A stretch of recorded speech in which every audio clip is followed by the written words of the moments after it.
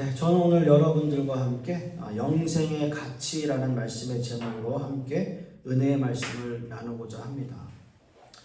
오늘 본문 말씀의 배경은 예수님의 십자가 순환, 예수님께서 십자가에 달려 돌아가시기 약 1년 정도 남은 그러한 상황이었고요.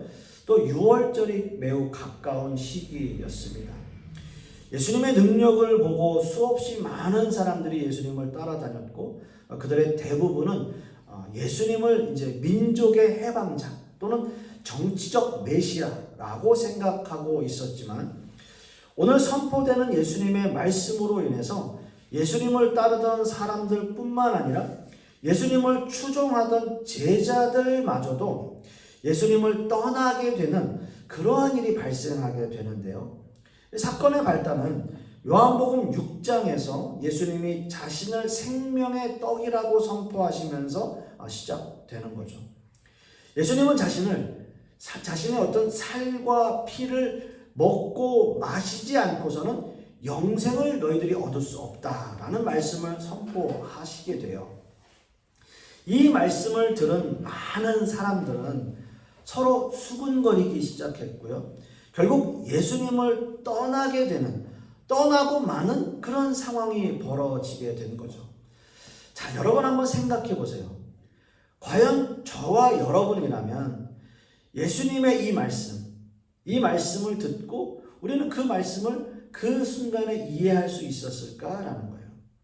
그 당시 수군거리고 있는 또 예수님을 떠난 사람들, 정말 그 사람들이 이상하게 예수님을 생각했던 그 사람들이 결코 이상한 사람들이 아니라는 거예요. 정상적인 사람들이에요. 그래도 예수님을 따르고 추종하던 사람들이에요.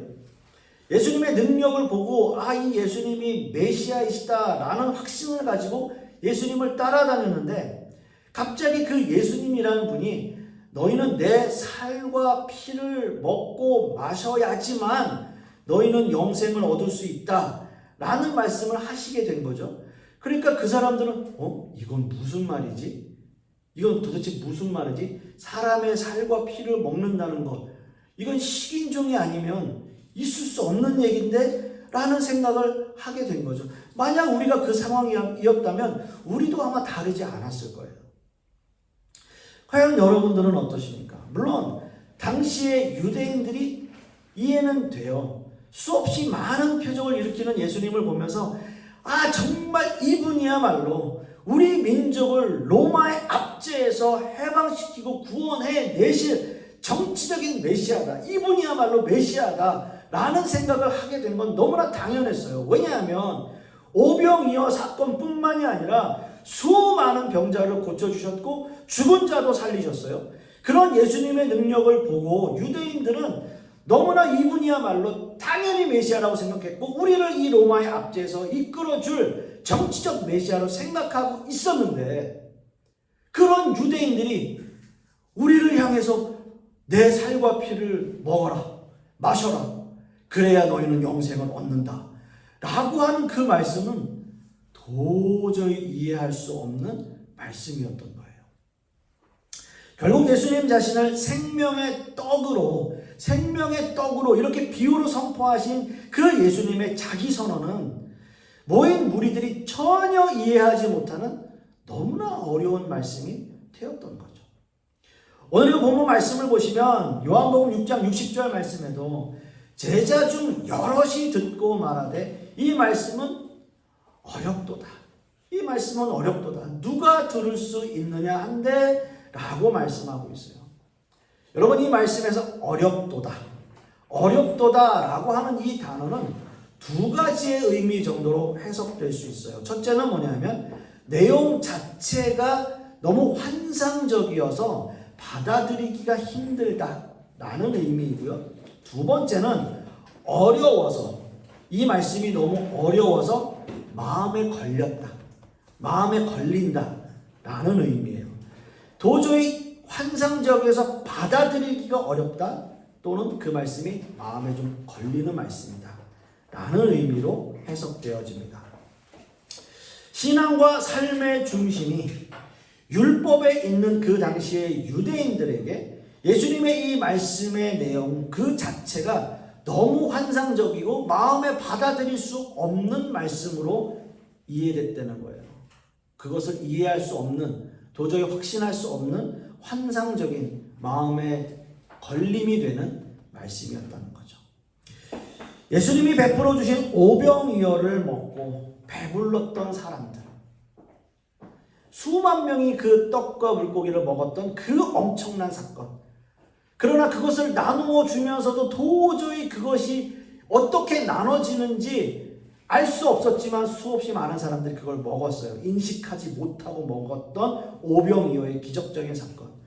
그게 좀 못내 아쉬워서 다음날 예수님을 또 따라 나섰던 다시 찾은 무리들은 하나 둘씩 예수님을 떠나게 되는 거죠.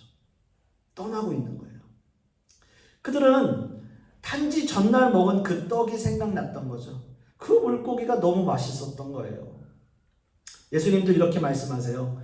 나를 찾는 것은 표적을 본 까닭이 아니요 그 떡을 먹고 배불렀던 까닭이다. 이렇게 말씀을 하십니다. 지금 이스라엘 민족이 예수님을 따르고 찾는 것은 먹을 것을 구하기 위함이었다라는 거죠.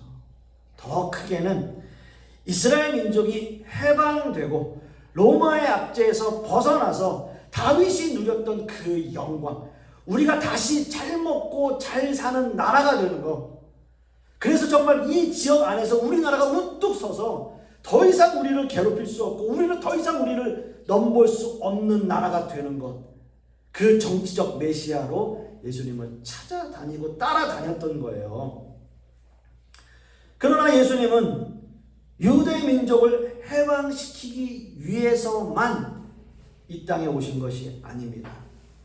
육신의 굶주림 그것만을 해결하기 위해서 백성들에게 지속적으로 떡을 주시러 오신 것도 아니에요. 예수님은 자신의 목숨을 모든 인류를 위해서 십자가에 내어주시기 위해서 오시는 거예요. 예수님의 살과 피는 예수님의 죽으심을 예고하고 있는 말씀이었던 거죠. 그러나 이 말씀의 결론은 안타깝게도 많은 사람들이 예수님을 떠나는 사건으로 끝이 나요. 템플이라고 하는 주석학자가 있는데 그 학자는 이렇게 말씀을 해석합니다. 육신을 위한 음식을 제공할 현세적인 왕을 원했던 자들은 왕자가 영혼을 위해 참으로 유익한 잔치를 베푸실 것을 약속하셨을 때 그 왕자에게 등을 돌렸다. 이렇게 본문의 말씀을 해석하는 거예요. 그 왕자에게 등을 돌린 것. 그들에게 유익한 잔치를 베풀 것이다 라고 했지만 그들은 등을 돌려버렸어요. 왜요? 이해할 수 없었으니까요.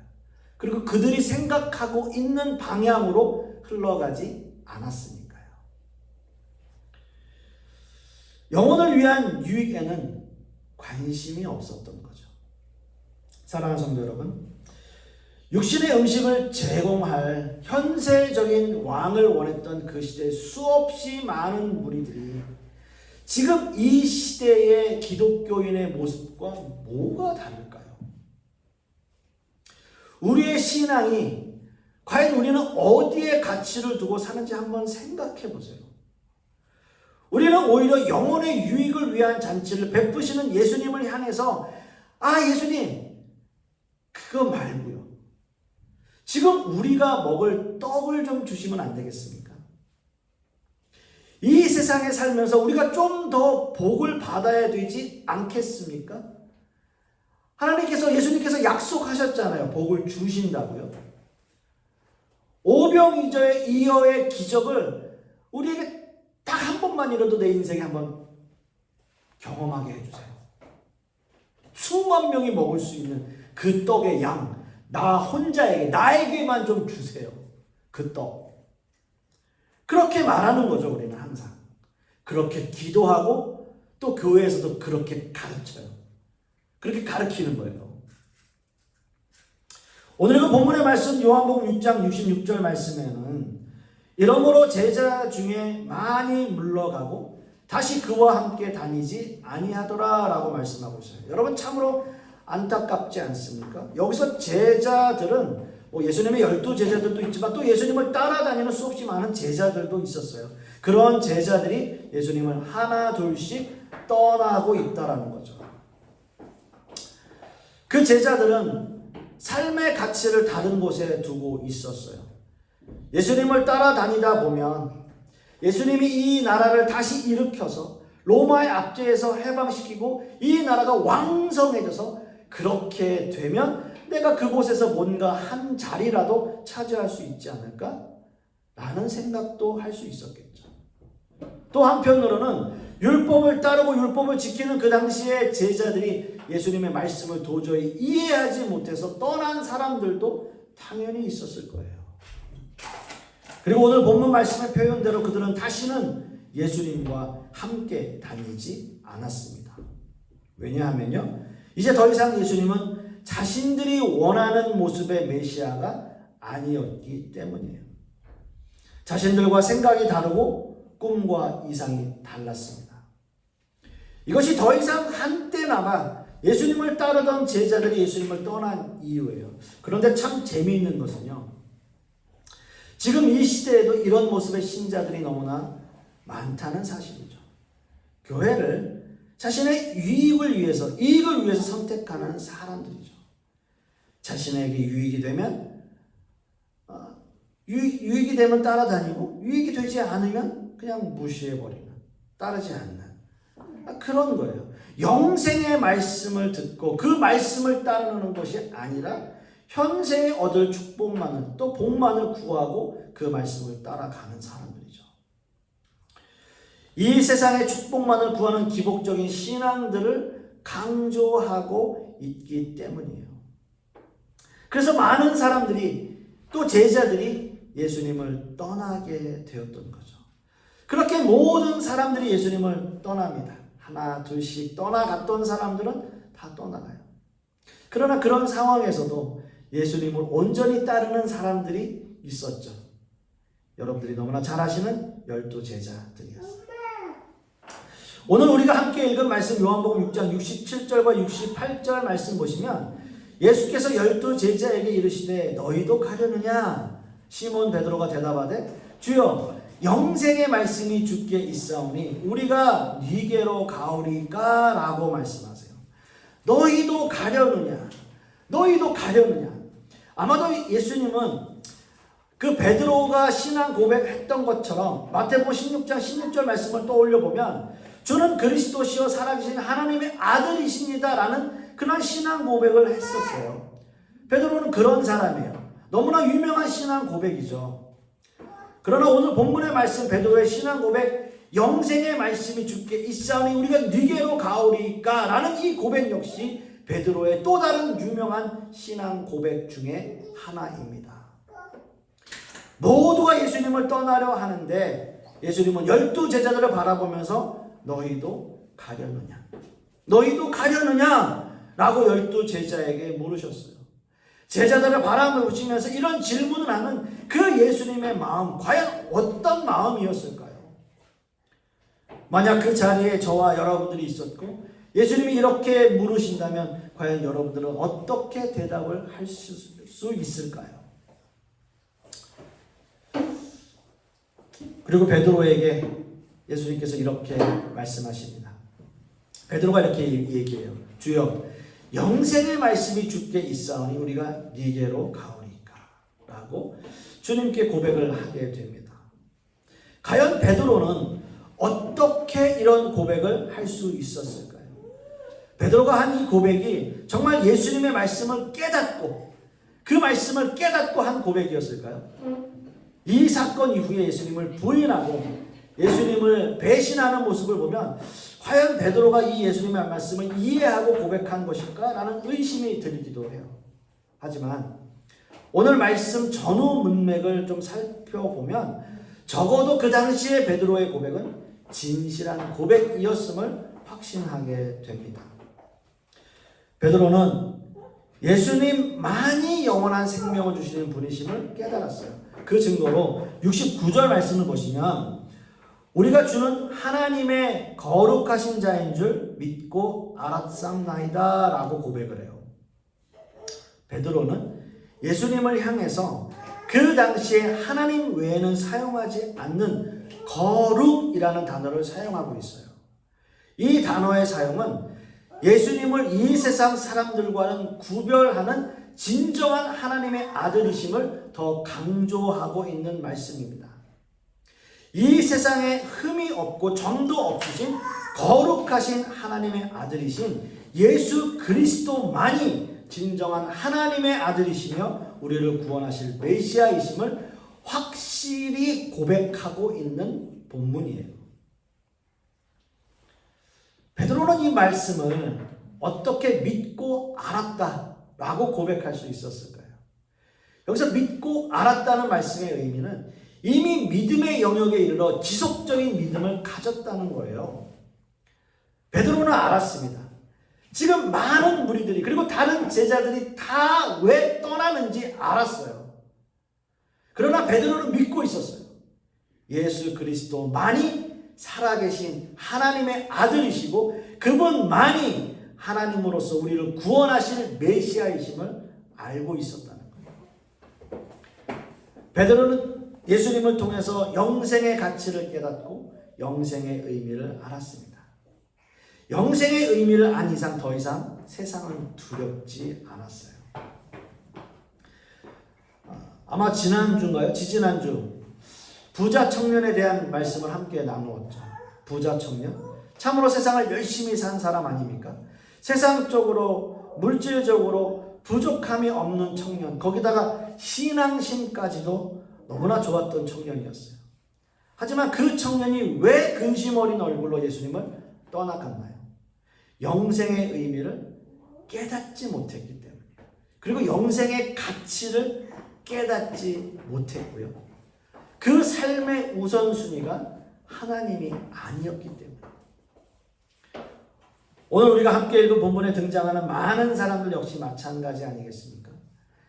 영생의 말씀을 선포하시는 예수님을 보면서 그들은 떠나요. 그들 안에 하나님이 함께 하시지 않았고 그들의 마음에 세상의 삶의 가치를 그 마음에 더 두고 있었어요. 그 사람들에게는 예수님의 말씀이 영생의 말씀으로 들리지 않았다는 거예요.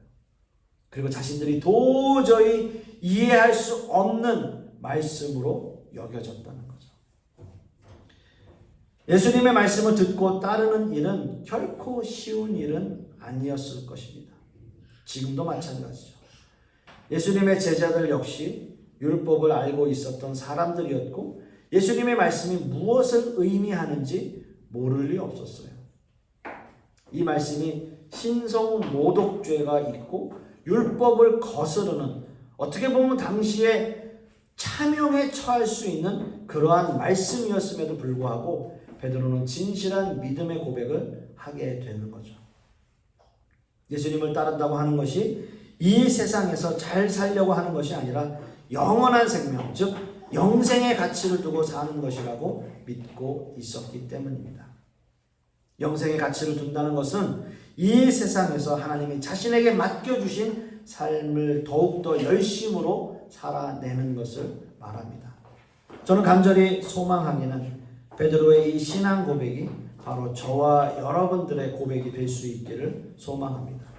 적어도 이 고백은 예수님이 말씀하시는 영생의 의미를 깨닫고 그 영생이 자신의 삶에 얼마나 큰 가치가 있는 삶인 것을 깨닫게 된다는 말씀이에요.